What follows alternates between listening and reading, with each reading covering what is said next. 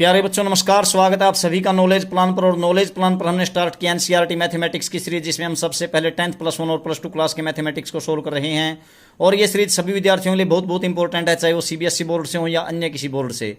और इसी सीरीज के अंतर्गत आज हम आपके लिए लेकर के आए हैं 10+1 क्लास का जो चैप्टर नंबर 10 है, जिसका नाम है स्ट्रेट लाइन्स। उसकी एक्सरसाइज 10.3 के बेसिक कॉन्सेप्ट को और 10.3 के बेसिक कॉन्सेप्ट को स्टार्ट करने से पहले जिन विद्यार्थियों ने अभी तक चैनल को सब्सक्राइब नहीं किया है तो नॉलेज प्लान्स चैनल को सब्सक्राइब करके बेल आइकन को जरूर प्रेस कर दें, ताकि प्रत्येक वीडियो का नोटिफिकेशन आप तक पहुंचता रहे। वीडियो को ज़्यादा से ज़्यादा अपने साथियों के साथ शेयर करें, कमेंट करें और लाइक करें। तो चलिए देखते हैं आज का काम। तो आज का काम है बच्चों basic concept of exercise 10.3 of 10+1 class. तो इसमें क्या क्या बात आती है बच्चों? सबसे पहले बात आती है, अगर आपके पास लाइन की जनरल इक्वेशन है, जनरल इक्वेशन आप ऐसे ही तो लिखते हैं ax + by + c = 0, जहां पर a b और c क्या होते हैं? a b and c are ये क्या होते हैं? कांस्टेंट होते हैं, आपके कांस्टेंट्स। तो इस प्रकार से आप किसी लाइन की जनरल इक्वेशन लिखते हैं, जैसे कि फॉर एग्जांपल मान लीजिए 2x + 3y + c मतलब प्लस c की जगह मान लीजिए 7 है, कुछ भी है, = 0। तो आपकी ये है जनरल इक्वेशन ऑफ लाइन।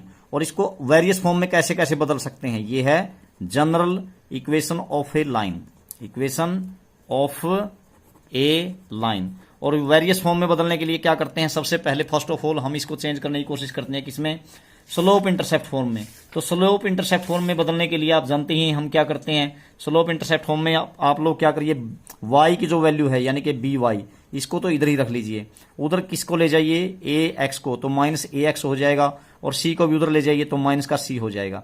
अब यहां से जब y की वैल्यू निकालते हैं तो b को उधर ले जाइए, तो y = -a है, b से डिवाइड कर दीजिए तो b उधर जाएगा तो डिवाइड में जाएगा -bx, और माइनस में c अपॉन में क्या लिखेंगे? b।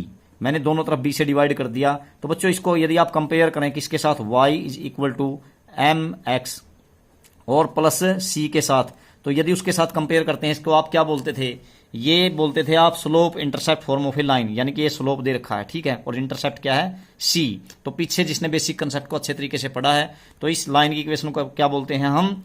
Slope intercept form of A line. यहां पर जो स्लोप है m और इंटरसेप्ट y एक्सिस के ऊपर c है, तो उसके हिसाब से यदि हम इससे कंपेयर करें तो y एज इट इज आपका, और m की जगह कौन है? -a/b। तो आपके पास इस लाइन का m आ गया, यानी कि स्लोप ऑफ लाइन आ गया -a/b। और इसी प्रकार से जो c आ गया यानी कि y इंटरसेप्ट, यहां पर c आ गया, वो क्या आ गया? -c/b। इस प्रकार से आपके पास क्या आ जाता है? ये लाइन की equation, general equation of line किस में बदल जाती है? इंटरसेप्ट, स्लोप इंटरसेप्ट फॉर्म में बदल जाती है, जहां पर ये m है और ये y इंटरसेप्ट c है, ठीक है। तो ये हो जाता है आपका पहला, किसमें? कन्वर्सन, इसका जो आपने कन्वर्जन कर दिया किसमें? स्लोप इंटरसेप्ट फॉर्म में। इसके बाद इसी को किसमें बदलेंगे हम? इंटरसेप्ट फॉर्म के बाद, मतलब स्लोप इंटरसेप्ट फॉर्म के बाद किसमें बदलते हैं? इंटरसेप्ट फॉर्म में। तो ये मैं लिख देता हूं, ये तो क्या थी आपकी? Slope intercept form, slope intercept form में बदला था अभी आपने, इंटरसेप्ट फॉर्म में, ठीक है, इंटरसेप्ट फॉर्म में। अब जो दूसरा है, इसी लाइन की इक्वेशन को, जनरल को, किस में बदलने की कोशिश करते हैं? इंटरसेप्ट फॉर्म में। तो कैसे बदलेंगे इंटरसेप्ट फॉर्म में बच्चों? इसको बदलने के लिए आप लोग क्या करें, मान लेते हैं हम कि यदि आपको इंटरसेप्ट फॉर्म में बदलना है, इसको दोबारा से यहां लिख लेते हैं, ax + by + c = 0। तो ax + by है और प्लस में c = 0, तो मैं c को उधर ले जाता हूं बच्चों, तो c को उधर लेके जाएंगे तो माइनस का c हो जाएगा। अब आप क्या कर दीजिए, दोनों तरफ -c से डिवाइड कर दीजिए इसको। तो आप -c से डिवाइड करोगे तो यहां पर क्या हो जाएगा? -a/c और आपका x है। और इसी प्रकार से b को -c से डिवाइड करोगे तो -b/c, और यहां पर y एज इट इज, और उधर क्या हो गया बच्चों? -c से आप डिवाइड करोगे तो -1 आ जाएगा, +1 आ जाएगा, क्योंकि मैंने डिवाइड ही किससे किया है? -c से डिवाइड किया, तो -a/c x -b/c y, और इक्वल टू क्या हो गया? 1।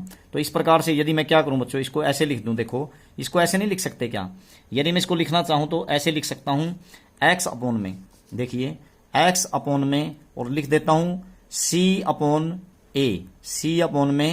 है, और यहां पर लगा दिया मैंने माइनस, और फिर यहां पर प्लस, यहां पर लिख सकता हूं मैं इसको y/, और इसको लिख दूं बच्चों c/b, और यहां पर भी लगा दिया माइनस, और इक्वल टू क्या है? 1। तो बच्चों ये उस रूप में नहीं आ गई क्या? देखो स्लोप मतलब इंटरसेप्ट फॉर्म में, x/, x intercept plus y/y intercept, ठीक है, और इक्वल टू 1 यानी कि x upon a plus y upon में b y इंटरसेप्ट और इक्वल टू 1 यानी कि किस रूप में आ गई इससे कंपेयर करिए। इंटरसेप्ट फॉर्म क्या लिखते थे आप, x अपॉन a यानी कि x intercept plus y upon में b यानी कि y इंटरसेप्ट ऑन दो बोथ एक्सिस हो गए ना इंटरसेप्ट और इक्वल टू 1। तो इससे यदि मैं कंपेयर करता हूं तो x तो आपका एज इट इज है और a की जगह क्या आ गया आपके पास, यानी x इंटरसेप्ट a की जगह क्या आ गया आपके पास माइनस c अपॉन में a, माइनस का कैपिटल C अपॉन में a, और इस b की जगह क्या आ गया, b की जगह आ गया आपके पास बच्चों क्या माइनस में c अपॉन में b, माइनस c अपॉन में b। ठीक है, तो इस प्रकार से ये दोनों इंटरसेप्ट हो गए, यानी कि ये लाइन क्या करेगी, x एक्सिस को तो इतने पे काटेगी इतने यूनिट पे और y एक्सिस को इतने यूनिट पे काटेगी। ठीक है, तो ये हो गया इसका कन्वर्जन किसमें, इंटरसेप्ट फॉर्म में। हमने जनरल इक्वेशन को किस में बदल दिया, इंटरसेप्ट फॉर्म ऑफ लाइन। ठीक है, इंटरसेप्ट फॉर्म ऑफ लाइन में बदल दिया हमने। ठीक है, तो इसके बाद जो नेक्स्ट बात आती है इसमें कन्वर्जन के बाद अगली जो बात आती है, अगला कॉन्सेप्ट बनता है आपका distance of A point from A line. किसी लाइन का किसी पॉइंट से डिस्टेंस कैसे निकालते हैं तो देखते हैं बच्चों। यहां पर आप लोग क्या करिए, आप लाइन को कहां ले लीजिए, कोऑर्डिनेट प्लेन के अंदर। तो ये आपके पास मान लीजिए कोऑर्डिनेट एक्सिस है, एक्स एक्सिस और वाई एक्सिस। तो यहां पर हो गया आपके पास वाई, यहां पर हो गया आपके पास एक्स और ये आपके पास ओरिजिन। तो आपको करना क्या है, आपके पास एक लाइन है, जैसे मान लीजिए जनरल फॉर्म में उसकी इक्वेशन दे रखी है, ये कोई लाइन हो गई और इसकी जो इक्वेशन है क्या है जनरल फॉर्म में, A X plus B Y plus C equal to 0। इसी फॉर्म में तो लिखते हैं आप लाइन की इक्वेशन। ठीक है, तो इक्वेशन है लाइन की ए एक्स प्लस बी वाई और प्लस में सी इक्वल टू 0। तो ये है general form, general equation of line कह लीजिए या equation of line in general form कह लीजिए। ठीक है, अब हमें क्या करना है, यहां पर मान लीजिए ये लाइन है जो एक्स एक्सिस और वाई एक्सिस को कहां पर काटती है, मान लेते हैं यहां पर कोई पॉइंट है क्यू और इसी प्रकार यहां पॉइंट है कोई आर, और यहां पर आपको दे रखा है क्या, कोई पॉइंट है बच्चों लाइन से डिस्टेंस है, पॉइंट पी है मान लीजिए, उसको मान लेता हूं मैं x1 y1। तो इस पॉइंट पी की इस लाइन एल से या पी आर क्यू से, लाइन एल भी कह सकते हैं, या इस लाइन आर क्यू से आप क्या करें, वैसे आर क्यू तो इसका एक पार्ट है, लाइन तो एल ही है ये, या ये कह लीजिए ये लाइन है, इससे हम इसका डिस्टेंस निकालना है बच्चों। डिस्टेंस निकालने के लिए हमेशा क्या होता है, डिस्टेंस और परपेंडिकुलर डिस्टेंस होता है। तो आप इसलिए क्या कर लीजिए, यहां पर आप परपेंडिकुलर ड्रा कर लीजिए और इस पॉइंट को मान लेते हैं, जैसे कुछ भी मान लीजिए, यहां पर एम मान लिया हमने और ये परपेंडिकुलर ड्रा कर दिया हमने। इस पॉइंट का x1 y1 का इस लाइन L से यानी कि इस दी गई लाइन से क्या करना है, डिस्टेंस फाइंड आउट करना है। इसके लिए आप लोग क्या करो, पहले Q और R के कोऑर्डिनेट निकाल लीजिए बच्चों। कैसे निकालेंगे, यहां पर Q पॉइंट के ऊपर y की वैल्यू 0 होगी ना आपकी, तो y की वैल्यू 0 रखिए यहां पर। जब आप y को 0 रखेंगे तो ax प्लस c बराबर है 0 बचेगा आपका ax। जब आपने क्या रखा, when y is equal to 0 then क्या बनेगा, देखो आपका ax और प्लस में c बचा ना, c को उधर ले जाइए तो माइनस का c हो गया। तो आपकी x की वैल्यू क्या आई, माइनस c अपॉन में a, माइनस c अपॉन में a आ गई आपकी x की वैल्यू। तो इसका मतलब x की वैल्यू यहां पर देखो क्या हो गई, माइनस c अपॉन में a, और y क्या है बच्चों आपके पास, y तो x एक्सिस के ऊपर 0 ही अभी आपने रखा भी था। ठीक है, ऐसे ही सिमिलरली अब आप क्या करिए, वैन जब आप क्या करते हैं, वैन आप y को 0 पुट करते हैं, मतलब y को तो 0 पुट कर लिया था, x को 0 पुट करते हैं, x is equal to 0। Then जब आप x को 0 पुट करते हैं तो यहां तो 0 हो गया, तो B Y plus C equal to 0 बच गया। तो बी वाई को तो इधर ही रख लीजिए और c को उधर ले जाइए तो माइनस का c होगा। तो यहां से जो y की वैल्यू आ जाएगी बच्चों, y is equal to minus c upon में b। तो इस प्रकार से ये पॉइंट r के कोऑर्डिनेट आ जाते हैं। आपने x को 0 रखा था और y की वैल्यू क्या आ गई, माइनस c अपॉन में b, अभी निकाल ली है जो। ठीक है, तो ये आ गई माइनस c अपॉन में b। ठीक है, तो आपके पास r और q के कोऑर्डिनेट आ गए। अब आपको क्या करना है, आपको तो है ना p से इसका डिस्टेंस निकालना है बच्चों, लाइन का l का। तो आप क्या काम कर लीजिए, अब इन दोनों को मिला लीजिए, पॉइंट p से ज्वाइन कर दीजिए q को भी और r से भी। तो q और r से जब इसको ज्वाइन करोगे आप लोग तो क्या बन जाएगा, देखिए आपके पास ये, इसको इससे ज्वाइन कर दीजिए यहां पर, तो ये ऐसे ज्वाइन कर दिया हमने। ठीक है, तो हम क्या कर लेते हैं बच्चों, इसके लिए देखो आपको पीएम निकालने के लिए आप क्या कर लेते हैं, first of all area of triangle निकाल लेते हैं। तो एरिया ऑफ ट्रायंगल निकालने के लिए क्या करते हैं बच्चों, आपके पास तीनों कोऑर्डिनेट हैं, पी, देखो पी क्यू और आर। तो तीनों वाले जो तीन, जब इसका आप एरिया निकालते हैं ट्रायंगल पी क्यू आर का, area of triangle P Q R कैसे निकालते हैं बच्चों, पहले वही कॉन्सेप्ट 1/2 वाला, 1/2 और ये देखो ये x1 y1, ये आपका x2 y2 हो गया, क्यू बाद में लिया, फिर लास्ट में आर लिया है x3 y3। तो देखिए x1 की जगह आपका x1 ही है, इंटू में y2 क्या है आपके पास 0 है, y2 माइनस में y3 क्या है बच्चों, माइनस का c अपॉन में b है ना, तो प्लस का c अपॉन में b। ठीक है, कैसे किया आपने, x1 इंटू में y2, ठीक है, फिर माइनस में y3, फिर आप लिखोगे x2 प्लस में, तो x2 क्या है देखो आपका, तो ये आपने बाद में कौन सा पॉइंट लिया है, ये लिया है ना, माइनस c अपॉन में a। फिर x2 के बाद y3 क्या है, माइनस c अपॉन में b, माइनस c अपॉन में b, और माइनस में y1 की जगह क्या है बच्चों, y1 ही है। उसके बाद प्लस में x3 देखिए कौन है इसमें, 0 है, 0 इंटू में x3 के बाद y1 कौन है देखिए, y1 ही है, और माइनस में y2 क्या है, 0 है। तो इस प्रकार से आपने क्या किया, इसका मोड कर दिया तो एरिया निकल जाएगा। तो 1/2 आपका एज इट इज, और यहां पर क्या हो गया, c अपॉन में b x1, फिर इसकी से मल्टीप्लाई करो, प्लस में c स्क्वायर अपॉन में ए बी हो गया, और साथ में यहां पर कीजिए प्लस में c अपॉन में a और y1 हो गया। ठीक है, तो ये हो गया एरिया आपके पास, ये तो 0 ही बन जाएगा मल्टीप्लाई करोगे। तो अब आप क्या करो, 1/2 आपका एज इट इज, यहां पर आप एलसीएम ले लीजिए ए बी, तो ए बी जब आप एलसीएम लेोगे तो बी से आपका बी कैंसल, बचेगा क्या ए, तो ए सी x1 प्लस ए बी से ए बी कैंसिल, क्या बन जाएगा सी स्क्वायर, इसको लास्ट में लिखते हैं, पहले इसको देखते हैं, ए से ए कैंसिल तो बी इंटू में सी y1, बी इंटू सी y1, और प्लस में फिर ए बी से ए बी कैंसिल, यानी कि क्या हो जाएगा सी का स्क्वायर, तो ये आ जाएगा आपका एरिया ऑफ ट्रायंगल। ठीक है, अब इसको मान लेते हैं इक्वेशन नंबर फर्स्ट बच्चों, या फिर आप एक काम कर लीजिए, पहले ऊपर से आप लोग क्या कर लीजिए, कॉमन निकाल लीजिए, सी निकलता है ना, तो सी अपॉन में, और ए भी नीचे से निकाल लीजिए, तो 1/2 भी आपका एज इट इज, तो सी अपॉन में ए बी, और साथ में क्या 1/2 भी कॉमन निकाल दिया, और मोड में ही आई ना कॉमन भी, क्योंकि ये प्लस का ही है सारा का सारा। और यहां पर बचता क्या आपके पास, देखिए आपने सी निकाल दिया तो बचा क्या ए एक्स वन प्लस में बी y1 बचा, और प्लस में सी बच गया यहां पर। ठीक है ना, सी निकाल दिया, तो ये मान आपका एरिया ऑफ ट्रायंगल आ गया, इसको मैं मान लेता हूं इक्वेशन नंबर फर्स्ट। ठीक है, अब इस ट्रायंगल का एरिया दूसरे फॉर्मूले से और निकालिए, कैसे, ये देखो आप इसको 1 मान करके चलते हैं, और फिर यहां पर ट्रायंगल में आ जाइए, ये आपके पास ट्रायंगल है पी क्यू आर, इसका बेस यदि मैं निकाल लेता हूं आर क्यू, और इंटू में हाइट कर दें ये, ठीक है, तो 1/2 बेस और इंटू में हाइट फिर भी आ जाएगा, तो इसलिए बेस चाहिए मुझे आर क्यू, तो आर क्यू निकाल लीजिए बाई डिस्टेंस फॉर्मूला, तो आर क्यू निकालिए बाई डिस्टेंस फॉर्मूला, 2 पॉइंट हो गए ना, तो क्या हो जाएगा आर क्यू, पहले मैंने आर लिया फिर क्यू, तो माइनस सी अपॉन में x2 माइनस x1, माइनस सी अपॉन ए का स्क्वायर हो गया, x2 माइनस x1 का स्क्वायर, और प्लस में y2 माइनस y1, 0 माइनस सी अपॉन बी, तो प्लस का सी अपॉन बी पूरे का स्क्वायर हो गया, और इसके ऊपर क्या है बच्चों, इसके ऊपर है अंडर रूट। ठीक है, तो क्योंकि डिस्टेंस फॉर्मूला में ऐसे ही तो करते हैं हम, तो अब ये क्या हो जाएगा सी स्क्वायर अपॉन में ए स्क्वायर, और प्लस में सी स्क्वायर अपॉन में बी स्क्वायर के ऊपर रूट। ठीक है, तो ये बन गया बच्चों। अब क्या कर लें आप, इसका एलसीएम ले लें, ए स्क्वायर बी स्क्वायर, तब एलसीएम लिया तो ए स्क्वायर कैंसिल, तो बी स्क्वायर सी स्क्वायर बच गया, यहाँ पर बी स्क्वायर और सी स्क्वायर, प्लस में बी स्क्वायर से बी स्क्वायर कैंसिल, तो रहेगा क्या ए स्क्वायर और सी स्क्वायर, और पूरे के ऊपर क्या है रूट। तो बच्चों देखो ऊपर से कॉमन निकालिए आप, क्या निकलता है सी स्क्वायर कॉमन निकाल दिया आपने, तो सी स्क्वायर कॉमन निकाल दिया, अंदर क्या बच गया बी स्क्वायर प्लस ए स्क्वायर, ऐसे बच गया ना, और नीचे क्या है ए स्क्वायर अपॉन में बी स्क्वायर, बी ए स्क्वायर इंटू बी स्क्वायर, तो ये आ गया।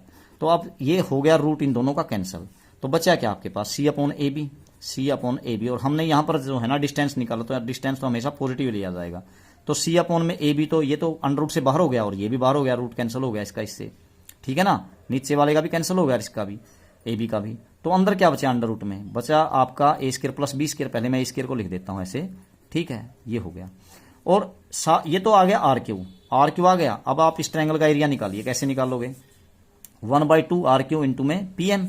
ठीक है ना, area of triangle P Q R, तो एरिया क्या बन जाएगा ट्रायंगल पी क्यू आर का, ट्रायंगल पी क्यू आर कैसे 1/2 बेस कौन है इसका आर क्यू इंटू में पी एम, तो पी एम है इसकी हाइट, तो क्या हो गया 1/2 आपका as it is, R Q आपने निकाल ही रखा, ये रहा। ठीक है, मोड ऑफ सी अपॉन में ए बी, और इंटू में अंडर रूट ए स्क्वायर प्लस में बी स्क्वायर, और इंटू में पी एम यानी इसकी हाइट वो क्या थी, ये आपकी डी थी, तो डी रख दीजिए, तो ये आ गया इसका एरिया। इसको मान लेता हूं मैं इक्वेशन नंबर 2।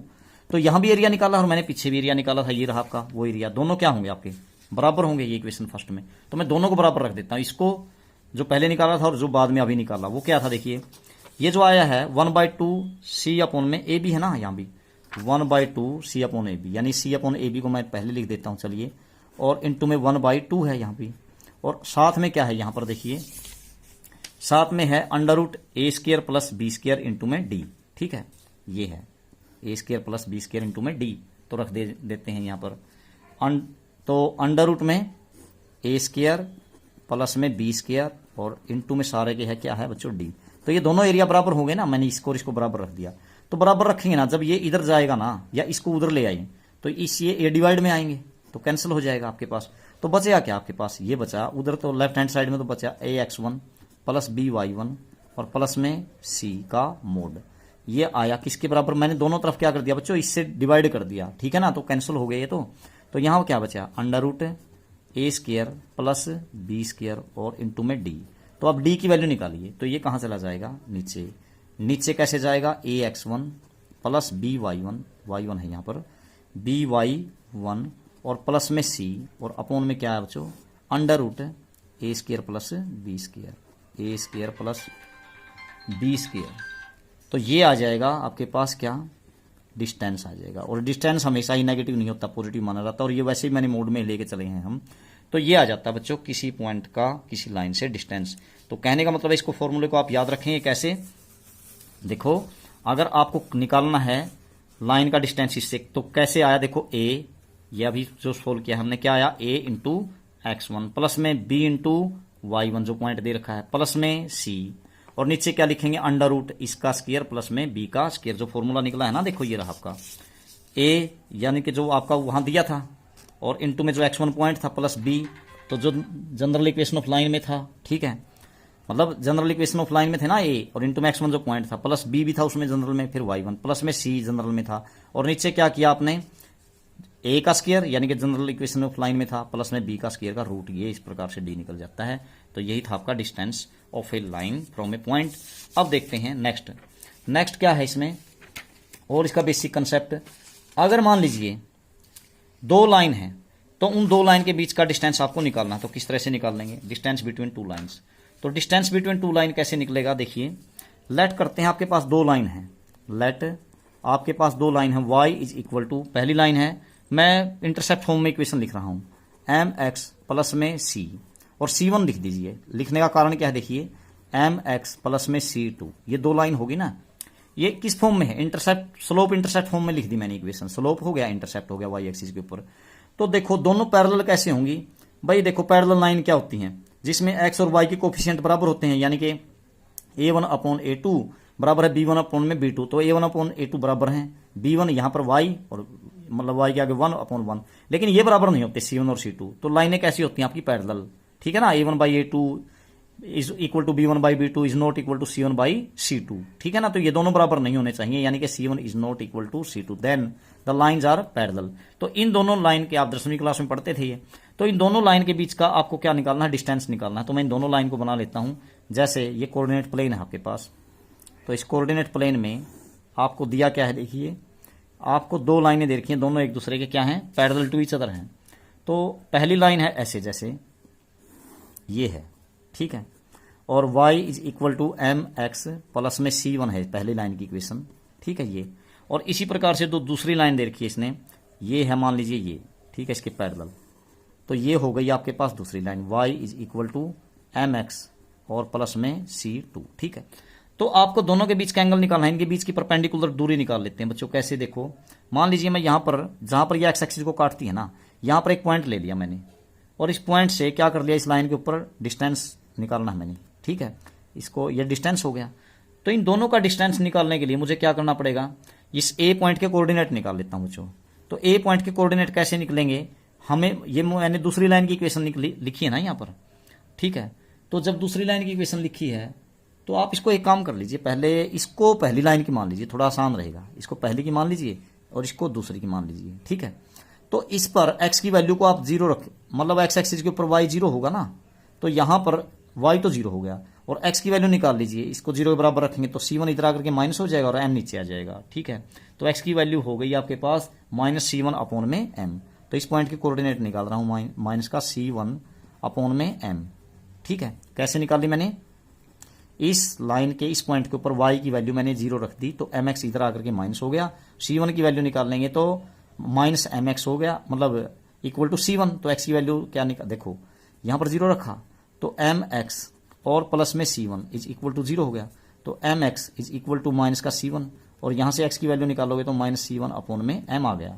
ठीक है, तो ये मैंने रख दिया x का मान, और y क्या है इस पॉइंट के ऊपर 0, तो ये पॉइंट हो गया यहां पर। अब इसमें एक सोचने की बात है बच्चों, आपके पास एक तो पॉइंट आ गया, ठीक है, और ये लाइन की इक्वेशन है, मतलब ये जो है यहां पर लाइन की इक्वेशन है सेकंड की।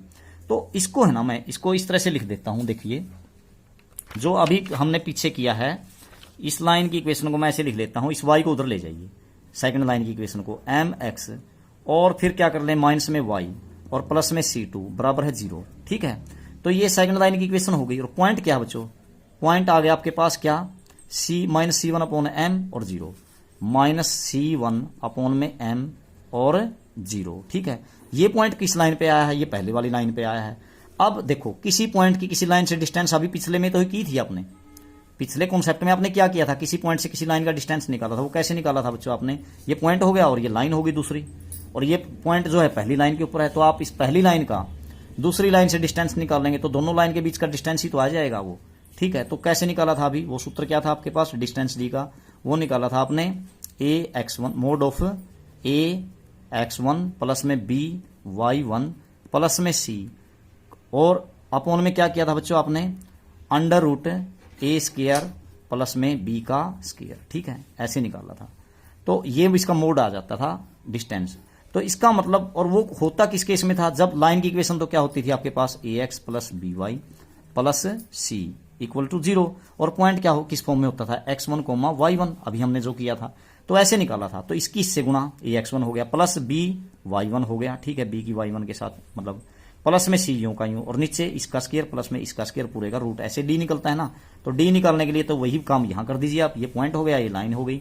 तो क्या ax1, a कौन है m इंटू में a है यहां पर m, और इंटू में x1 कौन है, ये रहा minus C1 upon m, minus का C1 अपॉन में m हो गया, प्लस में by1, b कौन है यहां पर, देखिए यहां पर b की जगह है -1, तो -1 इंटू में y1 यानी कि 0 हो गया, और प्लस में ये y1 है ना, ये x1 है, और प्लस में c, यहां पर c है ना, तो c की जगह कौन है, c का C2 है, प्लस में C2, और नीचे क्या बच्चों, नीचे निकाल लिखेंगे आप a square plus b square यानी कि m का स्क्वायर, और यहां पर क्या है b की जगह -1, तो m का स्क्वायर और माइनस प्लस में -1 का स्क्वायर यानी कि 1 आ जाएगा, तो ये आ जाएगा, और इसके ऊपर क्या अंडर रूट, तो ये इसका मोड करेंगे तो आपका डिस्टेंस आ जाएगा। ठीक है, तो इसका मतलब d क्या आया, देखिए बच्चों d आया, m से आपका m कैंसिल, तो C2 बच गया ना ऊपर C2, और माइनस में क्या बच गया C1, अपॉन में क्या बच गया आपके पास अंडर रूट m स्क्वायर और प्लस में 1, और इसका मोड। तो इस प्रकार से आप इसका दो लाइन के बीच का डिस्टेंस निकाल सकते हैं। कैसे निकाल लेंगे, देखिए सीधा सीधा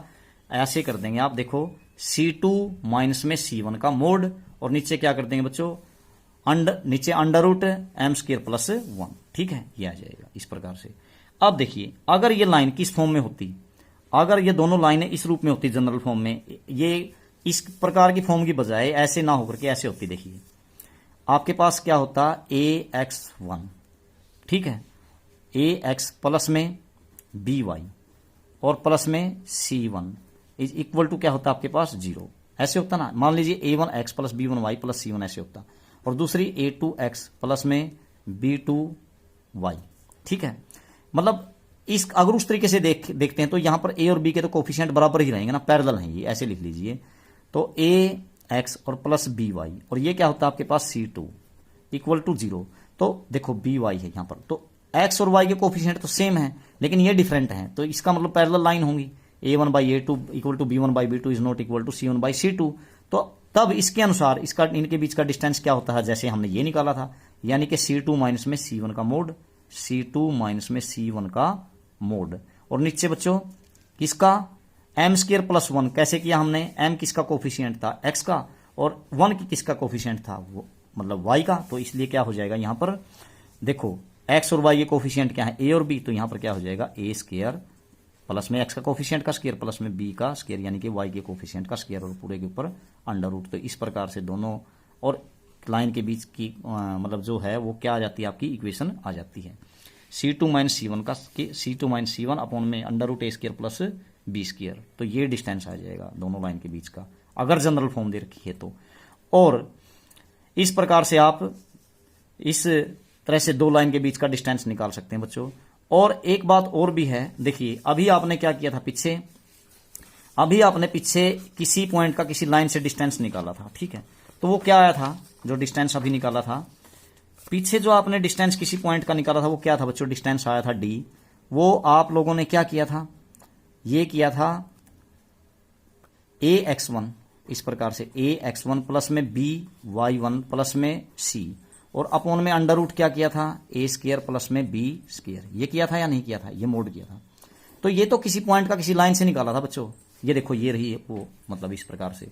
तो इस प्रकार से जब निकालने के बाद अगर मान लीजिए ये पॉइंट क्या होता है x1 y1 ओरिजिन के ऊपर होता, तो ओरिजिन पे यदि होता, यहां पर y1 है ना, अगर ओरिजिन से डिस्टेंस निकालते लाइन का तो ये x1 और y1 तो आपके जीरो हो जाते ना, तो इसकी जीरो से मल्टीप्लाई जीरो, ये भी जीरो हो जाता। तो बचता क्या आपके पास, केवल c अपॉन में अंडर रूट ए स्क्वायर प्लस में बी स्क्वायर, और इसका मोड आ जाता अगर ओरिजिन से निकालते तो, ठीक है। तो बच्चों यही था इसका बेसिक कंसेप्ट, आपको इसको बड़े ध्यान से देखना है।